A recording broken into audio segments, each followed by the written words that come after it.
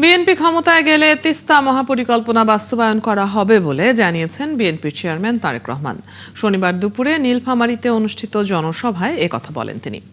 আরও বলেন, বিএনপি ক্ষমতায় এলে ফ্যামিলি কার্ড নিশ্চিত করা হবে। কৃষকদের ন্যায্য মূল্য নিশ্চিতের পাশাপাশি উৎপাদন সহজ করতে কৃষক কার্ড দেয়া হবে।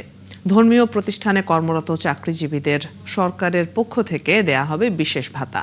একই সাথে সৈয়দপুরবাসীর জন্য এয়ারপোর্টকে আন্তর্জাতিক মানে উন্নীত করা হবে বলেও জানান তিনি।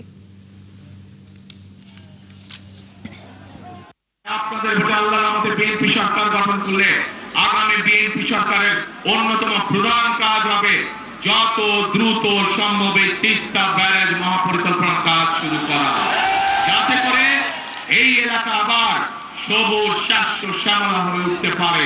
এই এলাকার খাল বিলগুলোতে যাতে পানি ভরে যেতে পারে, যাতে মানুষের ব্যবহারের জন্যই হোক আর কৃষি কাজের ব্যবহারের জন্যই হোক এই এলাকার মানুষের জন্য পানির কষ্ট না হয়।